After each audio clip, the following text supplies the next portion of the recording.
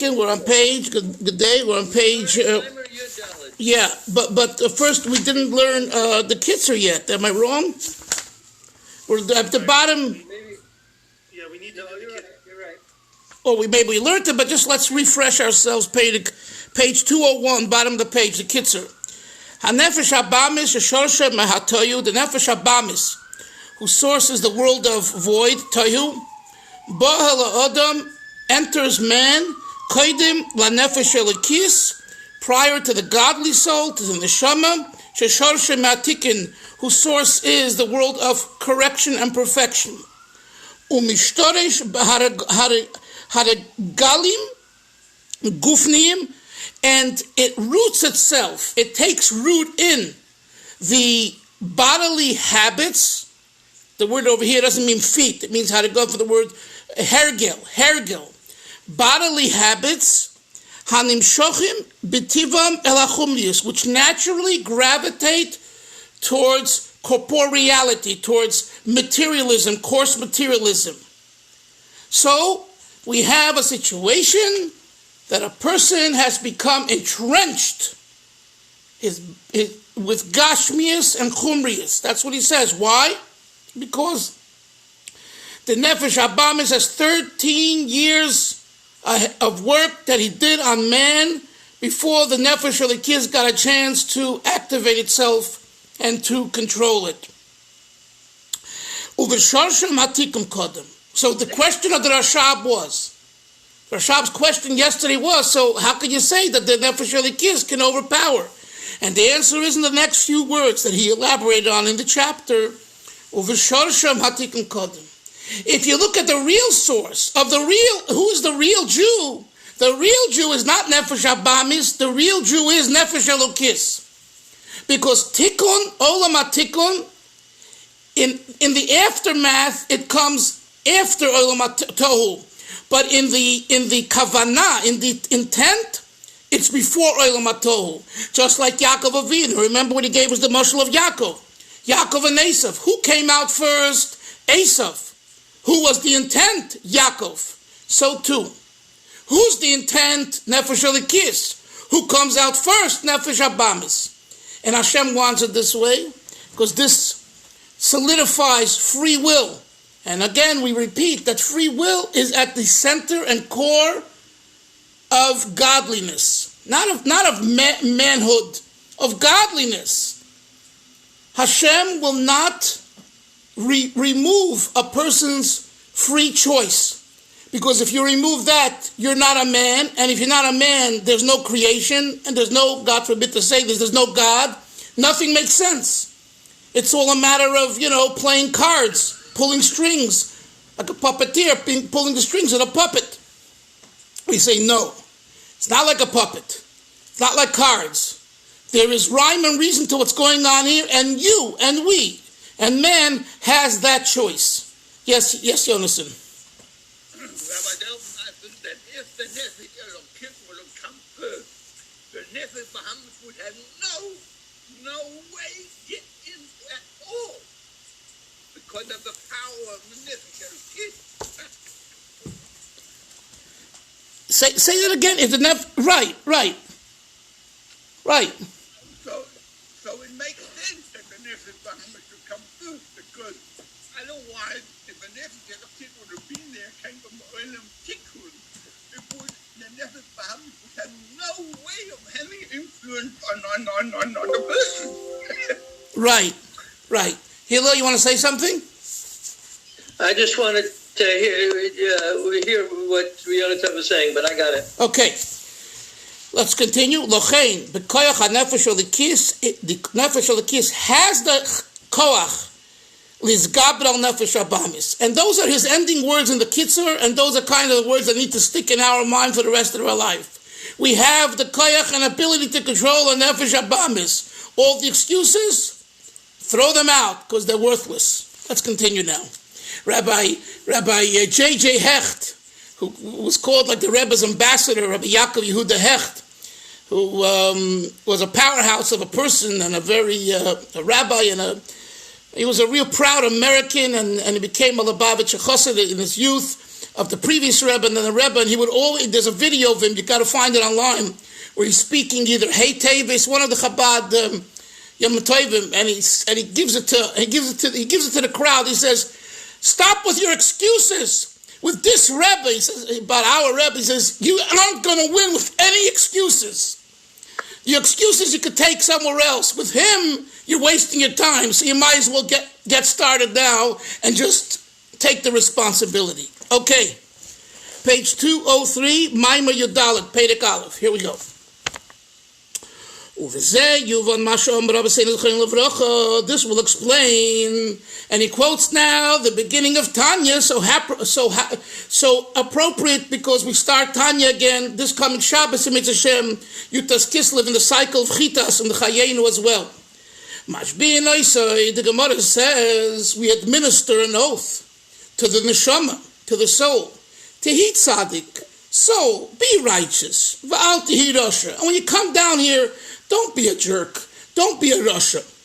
The Shvua Zoom. This Shvua. Ba Acharei Shemamlamdim. Is that what they're make the neshama make a Shvua on? Don't be a jerk. Essentially, don't be Rasha. Yeah, that's right. All right. I'm just putting it in terms of how we can relate to it. Anyway, so he says the Shvua Zoom. When does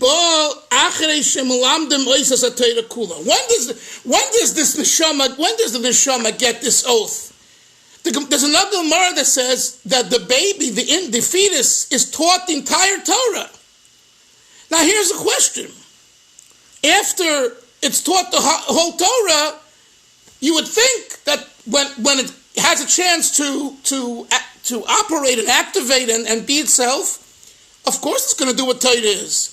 And nevertheless, the Gemara says not like that. The Gemara says that although I know that it learned all of the Torah with a malach, nevertheless, when it comes here, it's going to have challenges. And therefore I'm telling you so, be careful. Sometimes the language in Chassidus is, Kol hadrachim becheskas sakana. All roads are fraught with danger. In the olden days, to travel was very dangerous with the robbers and all that, the hoodlums. So, Kol Hadrachim, all roads, whether you go from Bet Shemesh to Yerushalayim or from Chicago to Milwaukee, Kol Hadrachim Becheska Sakana, are fraught with danger. Yes, Yoni. Yes. It's a very interesting. You mentioned that the Rebbe mentions this pasuk. I'll tell you, when my mother-in-law, she used to live in the Shomron. Yeah. And it wasn't like today where it's much safer to drive in the Shomron. I used to drive through Ramallah to get to where she lived in Nachliel. Nachliel was Lubavitcher Yishuv, the only Lubavitcher Yishuv in the Shomron. Okay. Totally Lubavitch. Okay. I used to go there for Shabbos. And it was one Matzei Shabbos that, it's scary because the Arabs, they throw rocks and this and that. But there was one Matzei Shabbos that there's this, when you're going from, it's a place called Neria to, there's Talmud Neria and then Nachliel. There's a huge incline, and you have to go up the mountain, and the cart goes very slowly because it's like a huge incline. A pack of wild dogs attacked my car. This was late Matzei Shabbos, somewhere after 10, 11 o'clock at night. And while the car is going up really slow, I've never seen something like my life. Baruch Hashem, I floored it. But they were at our windows, and now I understand where this pasuk comes from. And how about me driving, being taken by the shliach in Boulder, Colorado, when I went to interview Zalman Schachter. So before that, the shliach was kind enough to take me for a little bit to show me the lay of the land. And before my eyes, I saw running, what do they call them, lions, mountain lions. And one of them came down to the car, and the shliach said, "Stay put." This was like, 15 minutes from civilization. Okay, let's go on. Good. Uksiv, it says in Yeshaya, "Uneshamas ani asisi." The Alter Rebbe quotes this also in the first chapter of Tanya. Uneshamos, plural, not one soul. Souls with an S at the end. Ani osisi, I have made, God says. V'omer Rabbeinu Shmos Eden, and the Alter Rebbe says in Tanya is, and now he quotes a piece of Tanya. Sheishtei nefashos, here we're talking about two souls. Nefesh achas, the first soul, mitzad haklipas zidrach, comes from the negative side. V'hi amislat beshes b'dama adam, it invests itself in man's blood. Lahachim yisad guf, to enliven the body. Uksiv, and it says ki nefesh habasa b'dami, the soul of flesh is in the blood.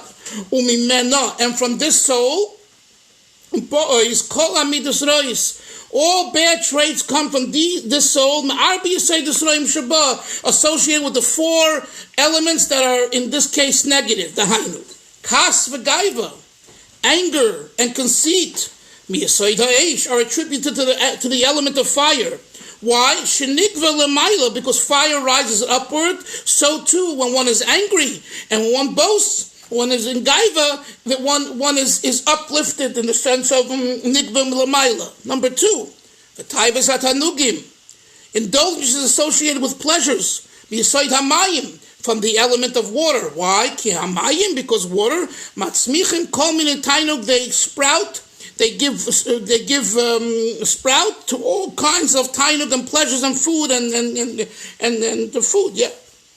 Number three, v'hoilis v'litzonos v'spidus, frivolity, laughter, boasting, udvarim betelim, and idle chatter. All four miyasoid haruach, they come from the element of air, because it's all a bunch of air. There's nothing there behind it.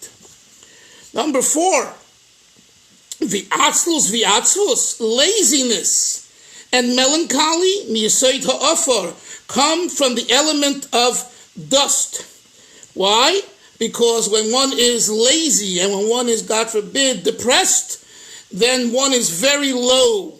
Okay, those are the four issues that are no good, and therefore they're associated with those elements in not a good way. The Gami, this Teva Shebeteva Kol Yisrael, the Alter Rebbe adds also the good attributes that are natural to every Jew, but told do some from birth. K'may Rachmanis, we are by nature very merciful people. Ukmilas Chasadim, we are by nature very benevolent people. Says the Balatanya, boys mimena. My dear friends, it doesn't come from the good holy side. It comes from the Klippa as well. Why? Ki Yisrael, because by a Jew, Nefesh zu de Klippa, this animal soul, this Klippa soul, he miklipas noiga, it's associated with what's called the translucent Klippa, sheyesh bo gamkein toiv. It also has some good. V'hi misoidei tadas, associated with the esoteric idea of the tree of life, tree of knowledge, toivara, that has good and bad. It's not all bad. There's some good. There's an admixture of good and bad. So what's bad? Yoni, what's so bad about Rachmanis and Gemilas Chesed? The Alter Rebbe is saying that if it's not done in a way that transcends one's nature, it's natural to you. And anything that's natural is Klippas Noga. It's not Sholosh Klippas Atmeya. It's not completely evil. True. But it's not holy. Holiness is effort. Remember that rule. And I told you, in Chabad, there's a dictum that goes 200 years, goes back to the early Hasidim. If you're confronted with something that's easy, run the other way. Or in today's language, if someone promises you a 40% return on your money, run the other way.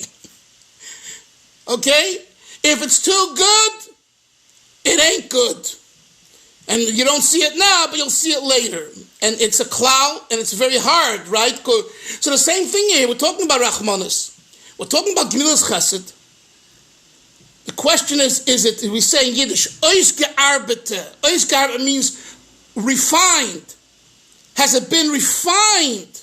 So that's what the Alter Rebbe says, the Balatanya says in chapter 1 of Tanya, that Midas Tovos Shebeteva Yisrael, that's natural, that has not been refined, Bo'is Mimeno, comes from the Klippas Noga. Let me continue, please. Let me assume. Have a lot to cover. The nefesh Hashem is b'Yisrael. The second nefesh. It's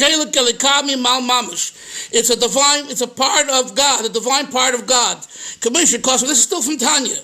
This is now chapter 2 in Tanya. God blew within Adam, in his nostrils, a living soul. You blow within me. As it says, when someone blows, exhales, he exhales from within. Pirush, top of next page 205. From his very inner core.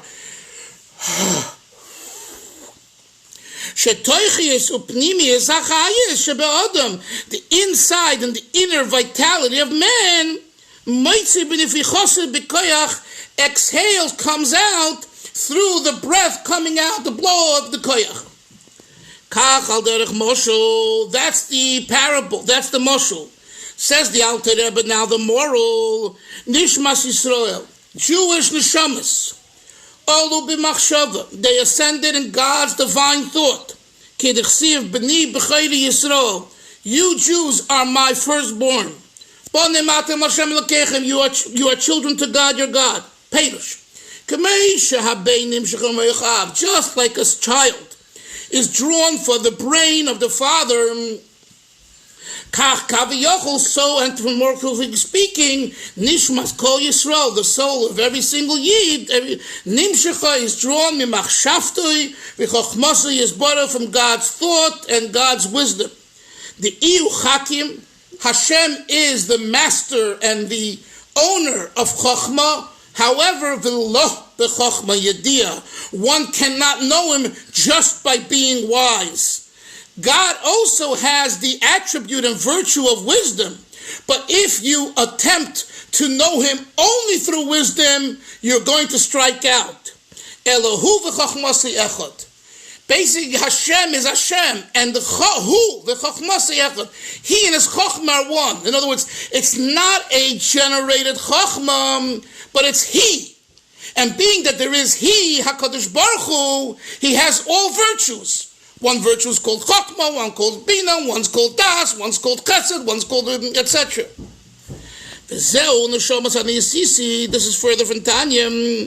This is the meaning of the verse, souls I make, the koyal nefesh alikis, v'nefesh abamis. I'm sorry, this is not from Tanya. This is a paraphrasing the pshat in Tanya.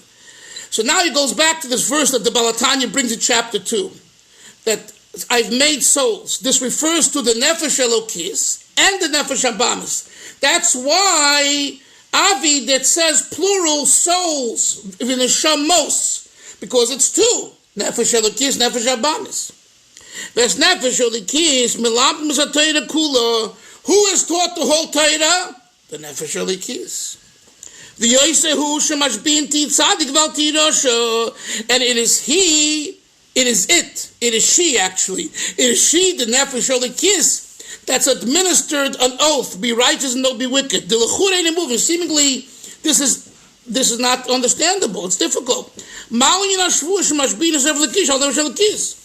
kind of business is giving the oath to the Nefesh Elokis over Nefesh Abamis?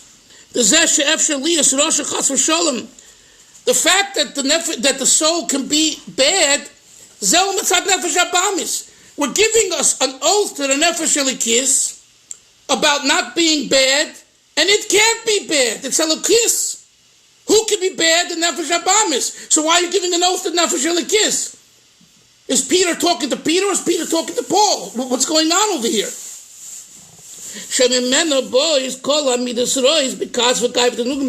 is from the Nefesh Abamis that all ugly midos of anger and conceit and indulgences come from the it. Spiders won't tell him, and frivolity and scoffing and boasting and idle chatter, the laziness and the melancholy, it all comes from the Nefesh Abamis. V'im kain, if so, ma'u ashvua. What is the oath? Shemashbin as Nefesh Elokis that we give to the Nefesh Elokis. Right? It's like you're talking to the wrong person. The Nefesh kiss is on the right side. Nefesh kiss is not going to goof up. It's only kiss. The idea is the shvuah lashon soveya. The word shavua, oath, is also associated with the etymology of the word is soveya, satiated. The hasoveya in yoni hanesinas koyach. The idea of soveya is the power and strength that's given to man from above. That one has the ability to serve God through Torah and mitzvahs. Just like in the physical world. When a person is satiated, in addition to him being very strong, he's in good spirits, right? Soveya doesn't only mean you had a good meal and now you're full. No, real soveya means that, of course you're full, but you feel content, you feel elated, you feel happy. Ruchai, your spirit has been satiated as well. So he says, V'nizba lechem v'niyah tovim. You will be satiated with bread, and you will be good. Keinu beruchni, so too in spiritual matters, when it says that an oath is administered to the soul above, it means the soul above has been given it has been satiated. This is the meaning we administer an oath in Yiddish. Memacht im zat. You hear how look how he. Mashbiya means we make it swear. That's the literal meaning. But if you translate mashbiyan from the word soveya, right? Mashbiyan is with a shin. Mashbiyan. But if you read it not with a shin, but with a sin, the dot on the left rather than the right, masbiyan, then it means satiated. And in Yiddish, memacht im zat, Hashem makes the soul satiated. How? By giving it strength from its source.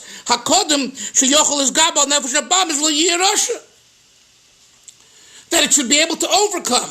So this answers the question. The question was, why are you giving an oath to the Nefesh Elikis if it's the Nefesh Abamis that does the shtus?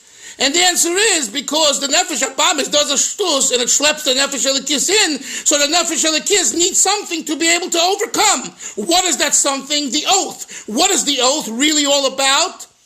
Being satiated with powers and abilities to overcome, because it really has it. As we learned earlier chapter, it precedes and has a higher source than the Nefesh Abamis. So Hashem says, you're about to go into the world. You're about to encounter all the taivas. You're about to deal with all the shtusim. You should know, I'm giving you something that if you tap into it, you'll be able to overcome. And I'm not only giving it to you, I'm satiating with you. So not only are you full, in the practical sense, you're full in the spiritual sense. Next page, 207. This is also the meaning if we look at the idea of an oath in its literal sense. If someone makes a promise, I promise I'm going to go here and there at this and this time. Hainu. Even if we'll have issues, and it'll have stumbles and obstacles. The car will break down, this will happen, whatever it is. Nothing will stop him. You know why?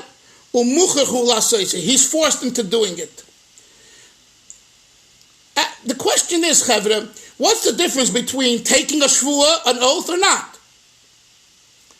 What does halacha say? Let's talk about halacha and Gemara.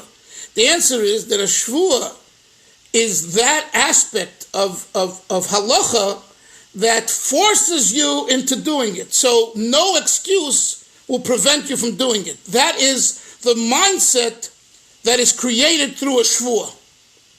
And it's not just a matter of, I promise on a Bible.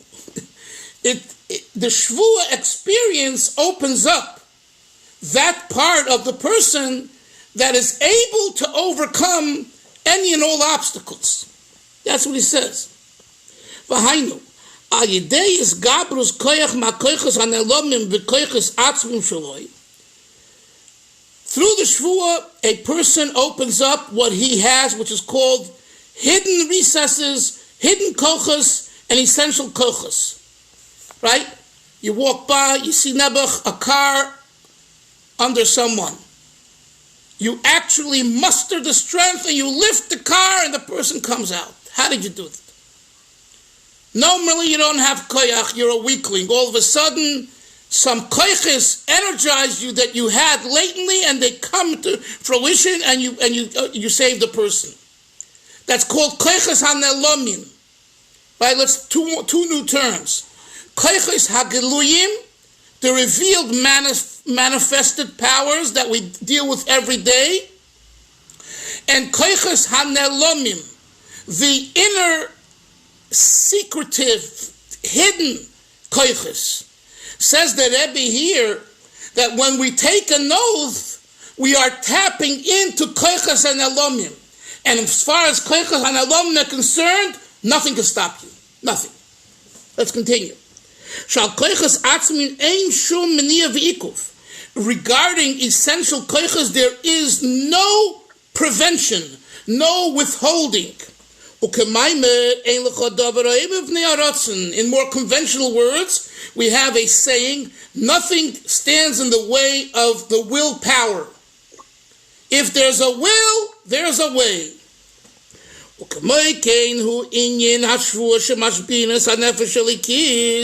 So also regarding the Nefesh Elikis that receives this oath.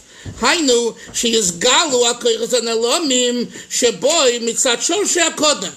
Hashem is saying to the Nefesh Elikis, you should know I'm giving you these koyches, and your koyches precede the shtuyot of the Nefesh Abamis. So I'm satiating you with this, and if you tap into it, they will be revealed. From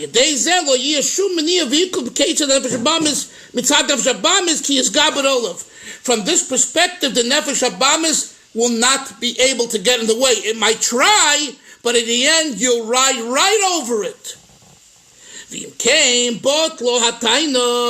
Based on this logic, says the Rebbe Rashab, the argument is dismantled.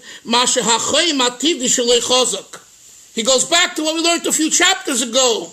I'm hot-blooded. I come from this country and this culture. These parents, what do you want from me? My father was a lunatic. My grandfather was a lunatic and a nervous man and all of that. So what do you want from me? So I have some of that Meshagas too. But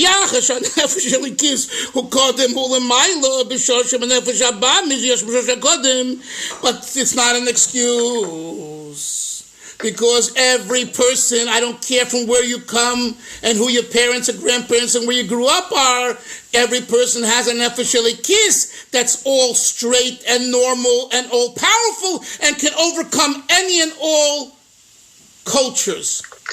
This is a very powerful statement. It's such a powerful statement because usually we don't think this way. A shidduch, right? Oh, we're looking at this family. Oh, but I don't want this family. You know why? Because they come from this culture. It's not going to match with my culture. You know, the Rebbe was it's very interesting. The Rebbe didn't accept any of this stuff when it came to shidduchim. He didn't. I know a personal story for several people. The parents, the father was a chassid and all that, and he was concerned that the girl that his son is meeting, the mother wasn't frum at the time and didn't go to the mikveh. The Rebbe took his little pencil, the Rebbe used to write till the pencil went down like this, right? And he crossed out with a big line. He crossed it out. And this was a prominent person who worked for the Rebbe. And he shared the story with someone who I know. Like, sorry chap, they did tshuva, that means they went to the mikveh. But they didn't go to the mikveh, or maybe they didn't go. Says the Rebbe, they did go to the mikveh because they did tshuva. Tshuva is retroactive. But it says in the Zohar that if you live with a person who comes from a non-mikveh, it's terrible. Oh, the Lubavitcher Rebbe knows about that Zohar too. So the Rebbe was, this is the truth. It's something that lots of Lubavitchers have a problem with, and I understand, because the culture has set in where the cultural differences put up these barriers and say, oh, Sfard versus Ashkenaz, Baal Tshuva versus from birth, and and everything else that comes along with it. If indeed two people are very different, the people themselves, that's legitimate. That's legitimate. But what we're learning here is that a person is able to overcome, and we've seen this too. We've seen people from different cultures who made complete changes in their life, and you wouldn't recognize that they come from such a culture. That's what we're learning over here. Because they have a nefesh elikis, and they can transform themselves, whether it's through negating their culture or just being in the limelight of a heavenly culture, and that's who they are, without having to wrangle and destroy the culture that they feel is unhealthy, right? Which, of course, is the better way. What's better, Yoni? To have to deal with the schmutz and come out of the schmutz, or to begin with not being the schmutz because you're elsewhere, because you're in a holy place? Of course, when you're in a holy place. And this is important in raising children, not to educate them with putting down the other, but rather showing them the beauty of that special approach and derech, without belittling the other. And that's a difficult thing because we have habits and bad ones at times. But the truth is, when you sit back and you learn such a mimer, and you think about it, and you think that I have the ability, I am a nefesh elokis, I can overcome. Let's back to the text. So he said,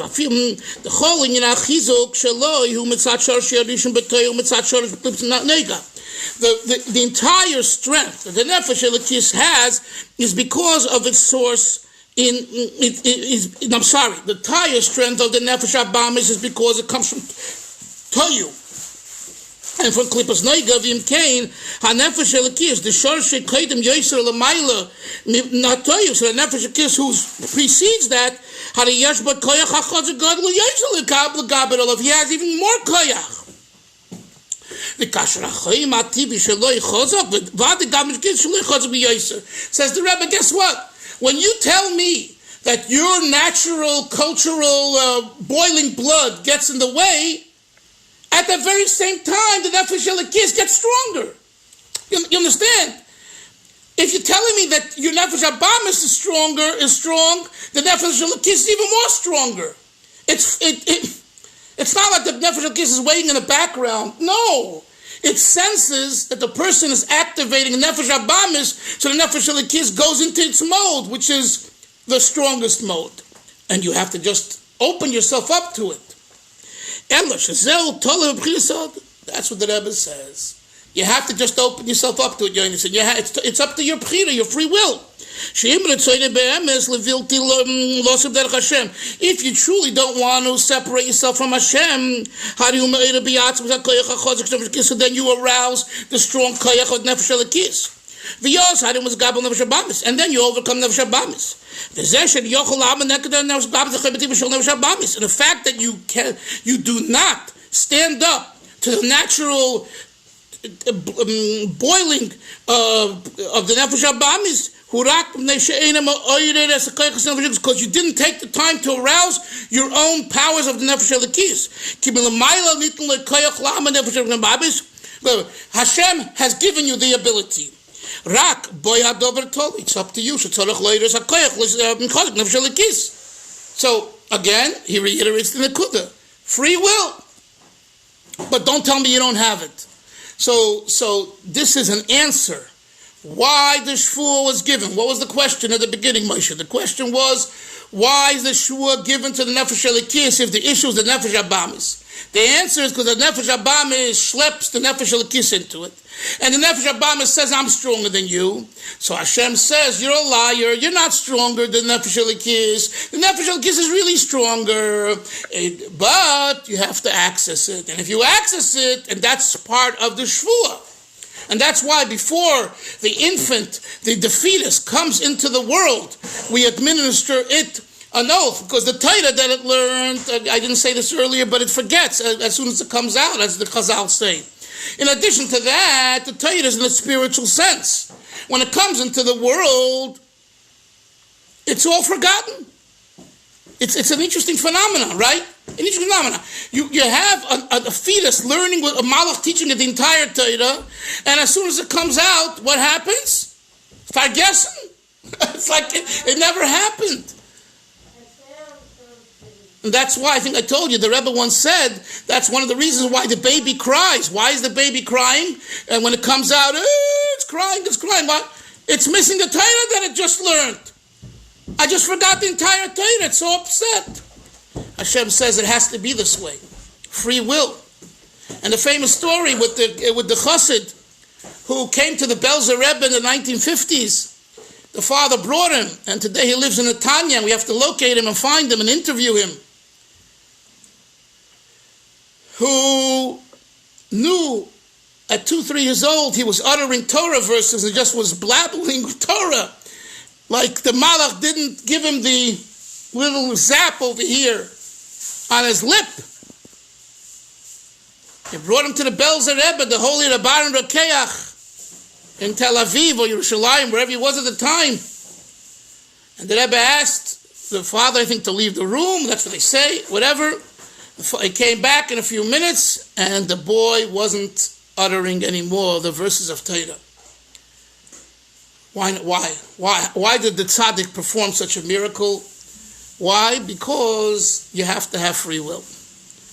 And for whatever reason, Hashem only knows, he was born kind of not that way, and Hashem made it through the tzaddik's bracha that this gift was taken away, and this person, they say, is alive and well. He's in his probably 70s, living in Netanya today. And whether he remembers it, I doubt it, because he was, a little boy. I don't know exactly the age. But over here, the Rebbe in the Maimer says the same thing, Pchira Chavshis. Any questions, comments, arguments, anything? Yes, Yonason. The truth is that when we learn Torah today, and then we hear something familiar, somehow it sounds familiar, because we learned it in the womb. Even though we forgot it, there's like a reshima, a trace of it left. So when we hear it today, I remember it, and it does something. I guess, Yonason, you have a better memory than I do. Because I don't remember learning it in my mother's womb. You understand? It reminds me when I was doing teaching Arizal on reincarnation, and I dabbled a little bit. I dabbled a little bit in what's called past life regression therapy, which is a whole discussion in the psychology world. And I found sources and ideas in the Arizal, so I spent some time on that. And, it reminds you of people asking me, so Rabbi, could you tell me who I was in my previous lifetime? Rabbi, I think I was in the Holocaust, in the Spanish Inquisition. Or the one that's most famous is, the lady called me, I'll never forget, it was a Friday, it was short, right, a short early Shabbos. A lady calls me at about 4 o'clock, like 10 minutes before the Shkia, before lighting Licht, and she says, Rabbi, you have to help me. I saw that you're a Kabbalist. I said, okay, what can I do for you? My son is possessed by a dibuk.